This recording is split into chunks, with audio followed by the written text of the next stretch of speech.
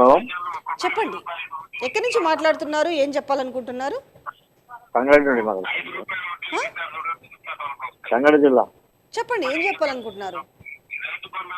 రైతు బంధు పడతలేదు, రుణమాఫీ అయితే లేదు. రైతు బంధు పడితే ఆశ్చర్యం అండిగా, పడకపోతే రైతు బంధు గురించి ఆయన ఒక 5 డేట్లు పెట్టిండు, 5 డేట్లలో కూడా రాలేదు. మరి ఇంకొక డేట్ ఇచ్చిండు మార్చి పోయిన, మీకు గుర్తుంది అనుకుంటా కదా, ఫిబ్రవరి చివరి వారంలో వేస్తామన్నారు. ఫిబ్రవరి చివరి వారం అయిపోయింది, అయిపోయింది. మార్చి 31 వరకు ఇస్తారంటానండి. 30 దాకా ఒక నెల టైం అవుతుంది మేడం. ఇంకా నెల, పోయిన నెల ఇస్తామని చెప్పారు కదా.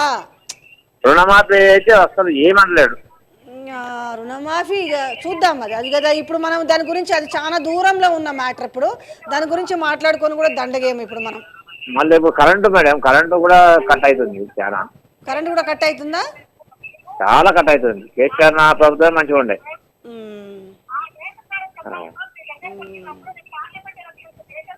మళ్ళా ఏది పెన్షన్ రాలేదు ఇప్పటికి. అంటే నాకు కూడా నోట్ల మాటలు వస్తలేవు, మీరు అడుగుతున్న వాడికి ఏం సమాధానం చెప్పాలనేది. ఎందుకంటే కామన్ మనకు కావాల్సింది రైతులకు కరెంటు, నీళ్లు, వాళ్ళకు పాపం పెట్టుబడి సాయం. కానీ ఇవి వస్తలేవు అన్నప్పుడు ఏం చెప్పాలి అసలు? పోనీ వస్తాయని మేము భరోసా ఇద్దాం అనుకుంటే కూడా వాళ్ళేం మాట ఇచ్చి తప్పుతుండే, ఏమని చెప్పాలి మేము కూడా? అట్లా మాట ఆంధ్ర చుట్ల పబ్లిక్ సోది పెరి బస్సులు పడలేదు మేడం. పెరి బస్సులు ఎందుకు అట్లుంది, ఏం చేస్తాం మరిగా? చూద్దాం రానున్న రోజుల్లో ఇంకేం జరగబోతుందో. నేనైతే మనస్ఫూర్తిగా కోరుకుంటున్నా, తెలంగాణ రైతులను కష్టపెట్టద్దు, తెలంగాణ ప్రజానికాన్ని కష్టపెట్టద్దు అని కోరుకుంటున్నాను. థ్యాంక్ యూ సో మచ్ అండి, కాల్ చేసి మీ అభిప్రాయం తెలియజేసినందుకు. నాకు కూడా కొన్ని అంశాలు ఏం చెప్పాలో కూడా అర్థమైతలేదు. రైతు బంధు ఏది, లేకపోతే రుణమాఫీ ఏదన్నప్పుడు చెప్పి నాకు కూడా పాడిందే పాటరా అన్నట్టుగా అయిపోయింది పరిస్థితి. హలో,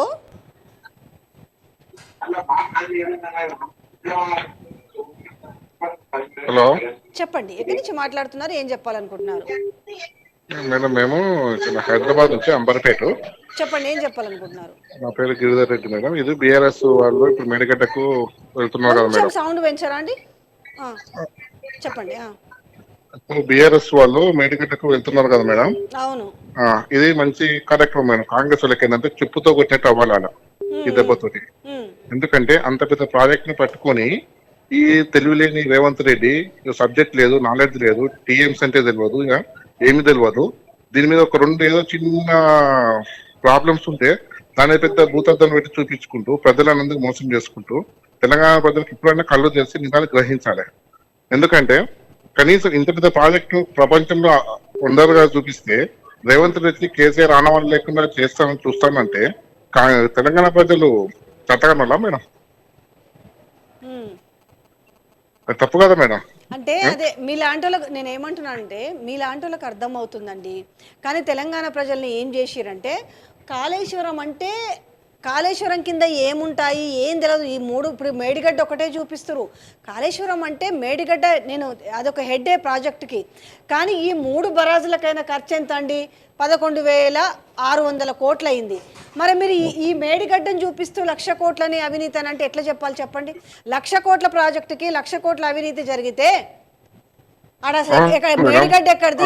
మేడిగడ్డ పగులు ఎక్కడిది? ఇంకోటి మేడం, కాంగ్రెస్ లో నాయకులకు అందులో ఉత్తమ్ కుమార్ రెడ్డి గాని, బట్టి గాని, ఈయన పొంగి సుధాకర్ గాని, పొన్నం ప్రభాకర్ గాని, వీళ్ళకి ఎవరికి నాలెడ్జ్ లేదు మేడం. దద్దమ్మలు, వీళ్ళకి ఒక సబ్జెక్ట్ లేదు, నాలెడ్జ్ లేదు, ఏమీ లేదు. వీళ్ళకి ఏమీ తెలియదు. ఎంతసేపు సంపాదించుకోవాలో పక్కన బుద్ధదల్లాలి తప్ప వీళ్ళకి ఎలాంటి వీళ్ళకి ప్రయోజనాలు, తెలంగాణ ప్రయోజనం పట్టవు. ఎంతసేపు వాళ్ళ కుర్చీ కాపాడుకుందామా, పదవుల కోసం ఇస్తామా, ఈ కొమ్మటి వెంకటరెడ్డి వీళ్ళందరూ కాంట్రాక్ట్ ఎట్లా చేసుకుందాం అనేది తప్పితే తెలంగాణ ప్రజల గురించి ఆలోచించే నాయకులు కాదు వీళ్ళు. కానీ తెలంగాణ ప్రజలు మోసపోయి వీళ్ళకి ఓట్లు వేసారు. ఎట్లా వేసారంటే కేసీఆర్ ఇచ్చే పథకాలన్నీ లైన్ లో వస్తున్నాయి కదా, ఆన్లైన్ లో, అట్లాగే వీళ్ళు కూడా వస్తే చేస్తారు అని అనుకున్నారు తప్పితే. కానీ ఇంత కుట్రబట్టి కేసీఆర్ ఆనవాళ్ళు లేకుండా కేసీఆర్ మట్టు పెడతా అన్నట్టు అని అనుకోలే ప్రజలు. అసలు వీళ్ళని కుట్రలు ఎండగట్టాలి మేడం బీఆర్ఎస్ వాళ్ళు. ఇంకా వీళ్ళకి ఏంటంటే, నేనేమంటా కదా, ఈ రోజు మీరు ఒక అపవాదం వేసారు కాబట్టి, వాళ్ళ గవర్నమెంట్ హయాంలో కట్టిరు కాబట్టి వాళ్ళు పోయి ఏం చెప్తారు?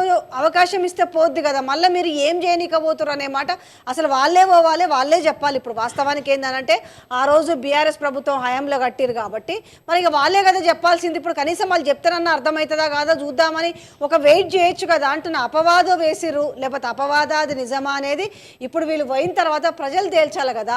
మళ్ళీ బ్యాక్ టు బ్యాక్ మళ్ళీ ప్రెస్ మీట్లు పెట్టి మాటలు దాడి ఎందుకు?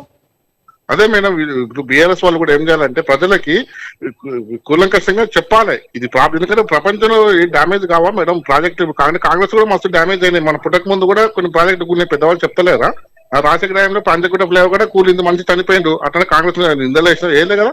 అది సాధారణం మేడం. వీళ్ళకు నాలెడ్జ్ అనేది ప్రజలకు గ్రహించాలి. వీళ్ళు ఎంత తిరిగిసానాల్సిన దద్దమ్మలో ప్రజలకు తెలియాలి. ఒక చిన్న ప్రాబ్లం పట్టుకొని చేస్తున్నారు అంటే సబ్జెక్ట్ అనేది ఏదైనా ఒక కట్టడం చేసినప్పుడు మేడం ఏదో డామేజ్ అవుతుంది, చిన్న చిన్న పొరపాటు జరుగుతాయి, సాధారణం అది.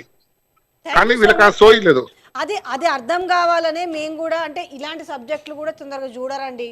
ఈ బూతులు ఇవి అంటే తొందరగా చాలా మందికి ఎక్కుతుంది, కానీ ఒక సబ్జెక్టు పరంగా చెప్పడానికి అది ప్రజలకు ఎక్కడానికి అయితే చాలా టైం పడుతుంది. ఎందుకంటే మాకు నీళ్ళు వచ్చినాయా లేదా చూస్తారు, కానీ మాకు ఈ క్యూసెక్ లేంది, టీఎంసీ లేంది, రిజర్వాయర్స్ ఏంటి, బ్యారాజ్ లేంది, ప్రాజెక్ట్ లేంది వాస్తవానికి అక్కర్లేదు. వాళ్ళకి నీళ్లు కావాలి. కానీ ఈరోజు పాపం వాళ్ళ మీద తెచ్చి వాళ్ళ నెత్తిన పెట్టిరు, ఓ కత్తిని మెడకు పెట్టినట్టు పెట్టి కాళేశ్వరం వాళ్ళకు గుదిబండి అన్నట్టుగా క్రియేట్ చేసిరు. థ్యాంక్ యూ సో మచ్ అండి, మీలాంటి వాళ్ళు మాతో అభిప్రాయాన్ని షేర్ చేసుకున్నందుకు.